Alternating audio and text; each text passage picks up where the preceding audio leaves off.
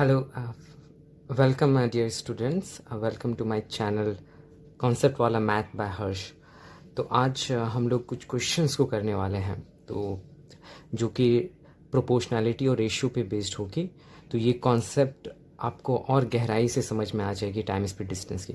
तो मैं आपको एक रिकमेंड करूँगा कि आप पहले ये आई बटन पे जो वीडियो आ रहा है इसको देखिएगा। ये पूरा बेसिक कॉन्सेप्ट पे है, फंडामेंटल कॉन्सेप्ट पे है, उसे देख कर आइएगा। फिर इस वीडियो से आप ज़्यादा कुछ सीख पाएंगे। तो बिना समय को और ज़ायर किए वीडियो शुरू करते हैं। तो हमारा पहला क्वेश्चन है, हम समझने की कोशिश करेंगे कैसे एक क्वेश्चन को समझते हैं, कैसे इस क्वेश्चन को अप्रोच करते हैं।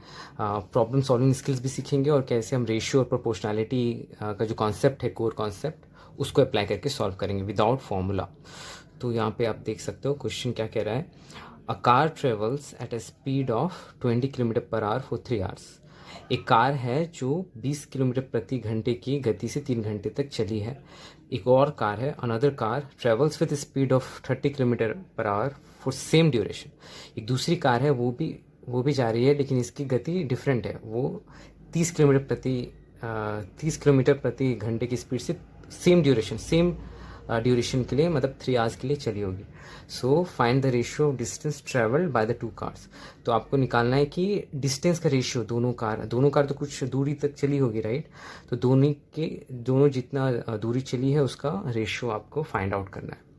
तो क्वेश्चन तो आपको समझ में आ गया होगा। फिर भी मैं आपको यहाँ पे क्वेश्चन को सॉल्व करने से पहले सबसे पहली चीज़ हमें क्या ऑब्जर्व करनी है कि 3 चीज़ें होती है, राइट। टाइम, स्पीड और डिस्टेंस। हमें एक ऐसी चीज़ ज़रूर होगी इन तीनों में से जो कांस्टेंट होगी इस क्वेश्चन में, जो बदलेगी नहीं। तो हमें वो आइडेंटिफाई करना है। तो हमें हिंट देखना है। यहाँ पे आप देख सकते हो, यहाँ पे बोल रहा है कि जो दूसरा कार है वो 30 किलोमीटर की गति से सेम ड्यूरेशन के लिए जा रही है। मतलब इनडायरेक्टली ये कह रहा है कि ये भी 3 आवर्स चली होगी। सो हमारा टाइम कांस्टेंट हो गया, राइट। सो एक क्लू मिल गया हमें। तो हमें पता चल गया समय दोनों ही सेम ड्यूरेशन के लिए चलिए। पहला कार भी 3 घंटा चल रहा है, दूसरा कार भी 3 घंटे चलिए, लेकिन अलग अलग स्पीड वैरी कर रहा है, तो डिस्टेंस ओबियसली वैरी करेगा। सो इन दोनों के बीच क्या रिलेशनशिप है वो हमें आइडेंटिफाई करके सॉल्व कर देना है। ये कांस्टेंट है, ये टाइम नहीं बदलने वाला है, लेकिन स्पीड और डिस्टेंस आपस में वैरी करेंगे, तो उसके अकॉर्डिंग बस सॉल्व हो जाएगा। तो सॉल्यूशन क्या हो जाएगा, आपको कुछ नहीं करना है, आपको देखना है क्या हमें दिया हुआ, स्पीड दिया हुआ है और डिस्टेंस का रेशियो निकालना है। तो कार वन का हमें स्पीड दिया है 20 किलोमीटर पर आवर, राइट। और कार 2 का हमें रेशियो दिया हुआ है हमें वैल्यू दिया है 30 किलोमीटर पर आवर, ठीक है। तो हम इसका रेशियो निकाल लेते हैं। तो क्या हो जाएगा, 2:3 हो गया, राइट। सो कार 1 का स्पीड है 2 और कार 2 का स्पीड है 3। सो इसको ऐसे समझ सकते हैं 2 यूनिट ये चली होगी 1 घंटे में, और ये कार 2 3 यूनिट चली होगी। तो आप बताओ कि हमें तो स्पीड का रेशियो दिया हुआ है, तो डिस्टेंस का रेशियो निकालना है ना। डिस्टेंस का रेशियो क्या होगा, तो स्पीड और डिस्टेंस के बीच रिलेशनशिप क्या है, आपको कॉन्सेप्ट से खुद समझ पाओगे कि सेम टाइम में 3 घंटे में कोई कार अगर 2 यूनिट की गति से चल रही है तो 6 यूनिट जा पाएगी, राइट। और ये दूसरी कार 3 यूनिट पर आवर जा रही है, एक तरह से 3 यूनिट पर आवर जा रही है, और वो भी 3 घंटे चलेगी, तो ये 9 यूनिट चल जाएगी। तो इससे पता चल रहा है कि स्पीड और डिस्टेंस डायरेक्टली प्रोपोर्शनल हो गए ना। स्पीड और डिस्टेंस डायरेक्टली प्रोपोर्शनल हो गए, क्योंकि ये दोनों डायरेक्टली इसलिए हो गए कि जब स्पीड कम था तो कम दूरी तय हो रहा था, स्पीड ज़्यादा हो गया तो ज़्यादा दूरी तय हो रहा था। तो ये दोनों डायरेक्टली प्रोपोर्शनल है, स्पीड और डिस्टेंस। तो हमें स्पीड का रेशियो पता चल चुका है 2:3। तो डिस्टेंस का रेशियो क्या हो जाएगा, तो डिस्टेंस कार 1 का डिस्टेंस का रेशियो और कार 2 का डिस्टेंस का रेशियो क्या हो जाएगा, वो भी 2:3 हो जाएगा, क्योंकि डायरेक्टली प्रोपोर्शनल है। जितना कम स्पीड होगा उतना कम दूरी जाएगा, जितना ज़्यादा स्पीड होगा उतना ज़्यादा दूरी जाएगा। तो वो डायरेक्टली प्रोपोर्शनल है जब टाइम कांस्टेंट है। तो बस ये आपने डायरेक्टली सॉल्व कर दिया, यही हमारा आंसर हो गया। अब आप इसको प्रूफ भी कर सकते हैं, इसको वैलिडेट भी कर सकते हो। तो कैसे करेंगे, ट्रेडिशनल ढंग से हम कर सकते हैं। कार 1 की स्पीड कितनी है, कार 1 की स्पीड है 20 किलोमीटर पर आवर। तो 3 घंटे में कितनी चली जाएगी, 60 किलोमीटर। सिंपल। क्या किया हमने, 20 को 30 से मल्टीप्लाई कर दिया, क्योंकि 20 किलोमीटर 1 घंटे में जा रही है, तो 3 घंटे में 20 × 3 तो 60 किलोमीटर जाएगी। उसी तरह कार 2 की स्पीड है, ये हमारा D1 आ गया, डिस्टेंस 1। तो कार टू की स्पीड है 30 किलोमीटर पर आवर, तो 3 आवर्स में कितना जाएगा ये, 3 से गुणा हो जाएगी, तो 3 से गुणा हो जाएगी तो 90 किलोमीटर पर आवर, 90 किलोमीटर हो गई, सॉरी डिस्टेंस है। सो ये हमारा D2 भी आ गया। तो इसका ही तो रेशो निकालने बोला था हमें, D1:D2, तो क्या हो जाएगा 60 किलोमीटर रेशो 90 किलोमीटर। सो ये 2:3, तो ये क्या आ गया हमारा 2:3। तो हमने वैलिडेट भी कर लिया विथ इस तरह से। वहाँ पे हमने डायरेक्टली सॉल्व कर दिया था, यही तो खासियत थी ना वो कॉन्सेप्ट की, डायरेक्टली प्रोपोर्शनल और इन्वर्सली प्रोपोर्शनल। हमें पता है कि टाइम कांस्टेंट है, तो स्पीड जितना ज़्यादा बढ़ाएंगे हम उतना ही ज़्यादा दूरी तय करेगी, स्पीड जितना कम करेंगे उतना ही कम दूरी तय करेगी। तो आप लॉजिकली सोच सकते हो राइट, आपको समय 3 घंटा ही है और आप कम स्पीड से जाओगे तो कम दूरी तय कर पाओगे, क्योंकि समय वही है हमारे पास। तो दोनों सिनेरियो में वैसे करके सॉल्व हो गया। तो आप ऐसे भी सॉल्व कर सकते हो, और वो पहला तरीका शॉर्टकट हो गया, आप सिर्फ कॉन्सेप्ट से सॉल्व कर लिया, आपको बेसिक कॉन्सेप्ट पता था, आपको लॉजिकली चीज़ें पता थी, तो वो सॉल्व हो गई। तो ये पहला एग्जाम्पल हो गया, पहला क्वेश्चन हो गया। चलिए दूसरे क्वेश्चन की ओर बढ़ते हैं।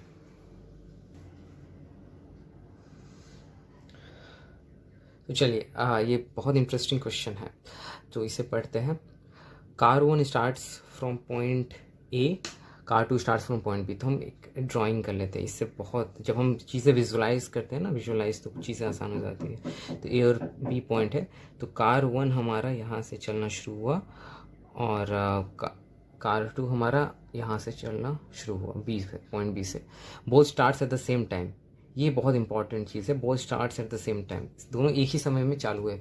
तो मान लीजिए ये 9 बजे शुरू हुआ होगा चलना, तो ये भी 9 बजे शुरू हुआ होगा चलना, और दोनों एक दूसरे की तरफ मूव कर रहे हैं, ठीक है, टूवर्ड्स ईच अदर, एक दूसरे के तरफ आ रहे हैं। तो यहाँ पे क्या लिखा है, they meet at 40 kilometre from point A, the total distance between A and B 100 kilometre. तो ये 100 किलोमीटर है टोटल, ठीक है। और ये कहीं यहाँ पे मिल रहा है ना 40 किलोमीटर फ्रॉम पॉइंट ए, तो पॉइंट ए हमारे यहाँ है, यहाँ से यहाँ तक, तो ये हमारा 40 किलोमीटर यहाँ पे मीट कर रहे हैं ये दोनों। कार 1 और कार 2 हमारा यहाँ पे मीट कर गया, राइट, यहाँ मीट किया। तो ये दूरी कितनी होगी 40 किलोमीटर, ठीक। तो हमें बताना find the ratio of the speeds. तो हम एक चीज़ तो कर ही सकते हैं, यहाँ से यहाँ 40 है और ये टोटल 100 है, तो ये 40 है, तो ये कितनी हो जाएगी, 100 से 40 कम कर देंगे तो ये 60 हो जाएगी, राइट। तो ये हमारा 60 नहीं हो गया, ये हमारा 60 किलोमीटर हो गया। यहाँ से यहाँ 40 है और यहाँ से यहाँ 60 है, दोनों मिलाकर 100 किलोमीटर है, पूरा 100 किलोमीटर है हमारा। तो इसको अब इरेज कर देते हैं, कन्फ्यूजन नहीं रहेगी। तो ये हो गया, क्वेश्चन इतना रिड्यूस हो गया। सो स्टेप बाय स्टेप करेंगे, कोई ज़रूरी नहीं जल्दी सॉल्व करना, पहले कॉन्सेप्ट को समझना बहुत ज़रूरी है। तो यहाँ पे सबसे इम्पॉर्टेंट चीज़ क्या बोली कि ये है कि both start at the same time. तो अगर मान लीजिए 9 बजे दोनों ने शुरू किया, तो जब ये दोनों मिले होंगे तो कुछ समय हो रहा होगा, मान लेते 11 AM हो रहा होगा। मान लीजिए 11 AM बज रही होगी, 11 बजे सुबह हो रही है, तो दोनों तो 2 घंटा ही ट्रैवल किए होंगे ना, क्योंकि दोनों साथ ही में शुरू किए, और जब मिले होंगे साथ में मिले होंगे तो दोनों बराबर समय तक चले होंगे, दोनों कार 1 भी और कार 2 भी, चाहे 2 घंटा या 3 घंटा या 4 घंटा। तो यहाँ पे डायरेक्टली मेंशन नहीं था, पिछले क्वेश्चन में डायरेक्टली मेंशन था कि दोनों ने सेम ड्यूरेशन के लिए चले 3 आवर्स, बट यहाँ पे नहीं मेंशन था, यहाँ पे इम्प्लिसिटली था। आपको यही समझना था कि क्या कॉन्स्टेंट है यहाँ पे, तो आप समझ पाए राइट कि दोनों साथ ही शुरू हुए और साथ ही मिले, तो टाइम नहीं बदला, या तो 1 घंटे के लिए दोनों चलेंगे या 2 घंटे के लिए चलेंगे। तो हमारा TSD में टाइम कांस्टेंट हो गया। अब जब भी टाइम कांस्टेंट हो जाएगा तो स्पीड और डिस्टेंस वैरी करेंगे एक दूसरे से, और हमें पता है ये दोनों डायरेक्टली प्रोपोर्शनल है, जो पिछले क्वेश्चन से हम समझ चुके हैं। तो यहाँ पे हम क्या करेंगे कि स्पीड्स का रेशियो निकालना है, तो हमें डिस्टेंस एटलीस्ट पता होनी चाहिए, डिस्टेंस का रेशियो। तो हम D1:D2 कर लेंगे। तो D1, ये पहली कार कितनी दूरी चली जब मिली उससे, 40 किलोमीटर, और दूसरी कार कितनी चली जब उस कार 2 60 किलोमीटर का सफ़र तय किया, इसने 40 किया, इसने 60। तो इससे क्या पता चलता है कि कार 2 जो है वो ज़्यादा स्पीड से चली है कार 1 के मुकाबले, क्योंकि वही टाइम में ये 60 किलोमीटर तय कर गया और ये 40 ही तय कर पाया, इसका मतलब इसका स्पीड ज़्यादा होगा। तो हम इसका रेशियो पहले निकाल लेते हैं, 2 और 3, तो ये आ जाएगा 2:3, ये डिस्टेंस का रेशियो हो गया। और हमें पता है D is directly proportional to speed, तो जितना ज़्यादा दूरी तय किया होगा उसका स्पीड उतना ज़्यादा होगा। तो ये 2 यूनिट अगर दूरी तय किया है तो इसका स्पीड भी 2 होगा, और ये 3 यूनिट दूरी तय किया है तो इसका स्पीड भी 3 होगा। सो ये हमारा हो गया 2:3, ये हो गया स्पीड का रेशियो S1:S2। ठीक है, यही आंसर हो गया। और आप वैलिडेट भी कर सकते हो, वो मैं फिर से नहीं दिखा रहा हूँ, आप कर पाओगे। तो मेन था कि कोई फॉर्मूला की ज़रूरत नहीं पड़ रही है, बेसिक कॉन्सेप्ट से वो काम कैसे कर रहा है, डायरेक्टली प्रोपोर्शनल है कि इन्वर्सली प्रोपोर्शनल, उससे सारे कुछ हो जा रहे हैं सॉल्व। अब हम बढ़ते हैं हमारे अगले क्वेश्चन की ओर। चलिए, सो ये हमारा थर्ड क्वेश्चन हो गया, इसको अब देखते हैं। तो हमारा पहला ऑब्जेक्टिव क्या है कि आइडेंटिफाई करना कि कांस्टेंट कौन सा टर्म है, टी टाइम है या डिस्टेंस है या स्पीड है, इन तीनों में से कौन सा चीज़ कांस्टेंट है, उससे समझने की कोशिश करना है। तो आपको डायरेक्टली भी दे दिया जाता है कुछ क्वेश्चन में, कुछ में आपको आइडेंटिफाई करना पड़ता है। तो यहाँ पे आप देखोगे a car travels at speed of 15 kilometre per hour for 3 hours. 3 घंटे तक एक कार चली है 15 किलोमीटर की गति से। दूसरी कार है another car travels at the same speed, यहाँ तो डायरेक्टली दे दिया तो स्पीड हमारा कांस्टेंट हो गया, राइट, ये कांस्टेंट हो गया। ठीक, फॉर 4 आवर्स, तो यहाँ 3 घंटे चली थी, दूसरी कार 4 घंटे चली थी।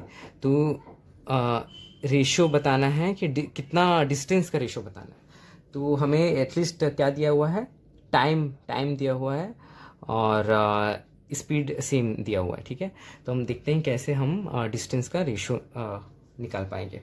तो हमारा स्पीड कांस्टेंट है, ठीक है, तो चलिए करते हैं। तो हमें टाइम दिया हुआ है, तो टाइम का रेशियो हम निकाल सकते हैं ना, T1:T2। कार 1 और कार 2 का रेशियो कितने हो गए, 3 आवर एक चला है, दूसरा 4 आवर चला है, राइट। सो 3:4 हो गया ये रेशियो, ठीक है, 3:4। सो ये 3 यूनिट टाइम तक चली और ये 4 यूनिट टाइम तक चली दूसरी कार, और स्पीड तो सेम है 15 किलोमीटर पर आवर, तो गति तो सेम है हमारा, लेकिन ये 3 घंटे तक चली, ये 4 घंटे तक चली। तो ये कौन ज़्यादा दूरी तय करेगा, ये ना, ये क्योंकि 4 है ये 3 है, तो 3 घंटे तक किसी चीज़ को चलाएगा 3 यूनिट टाइम तक, तो ये जितनी ट्रेवल करेगी उससे ज़्यादा ये ट्रेवल करेगी, तो डायरेक्टली प्रोपोर्शनल हो गया। तो ये हमारा टाइम का रेशियो दिया हुआ था, तो डिस्टेंस का रेशियो क्या हो जाएगा, डिस्टेंस का रेशियो D1:D2, क्योंकि डायरेक्टली प्रोपोर्शनल है।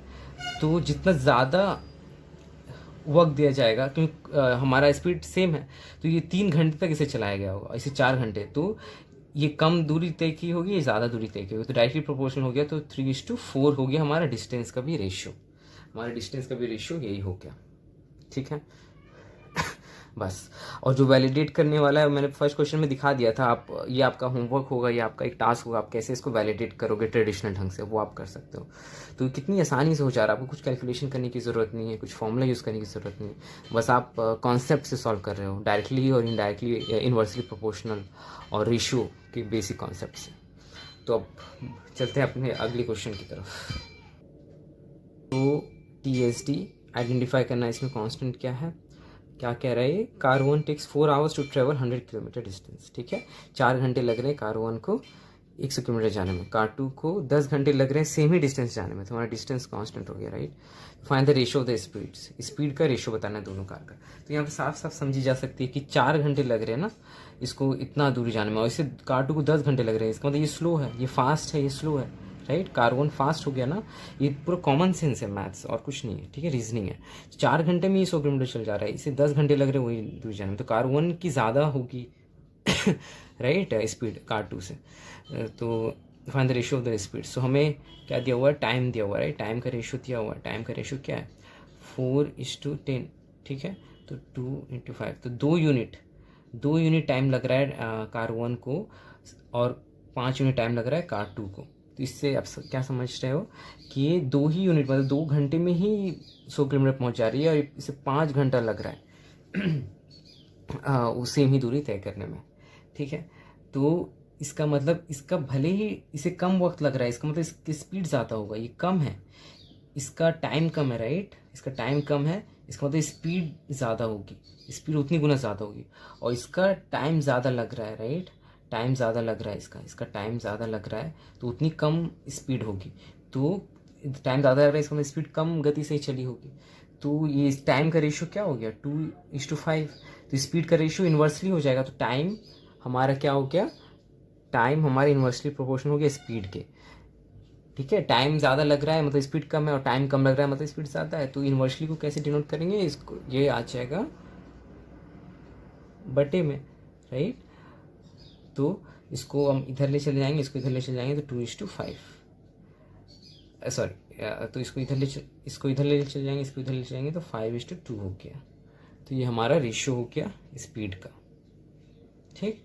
2:5 था टाइम का रेशियो, उसका इन्वर्स आप डायरेक्टली भी लिख सकते थे, यहाँ 5 लिख दो, यहाँ पे 2 लिख दो। तो मैं इसे मैथ में कैसे लिखते हैं, डिनोट करते हैं, वैसे करके आपको दिखाया, फ्रैक्शन में किया फिर ऐसे कर दिया।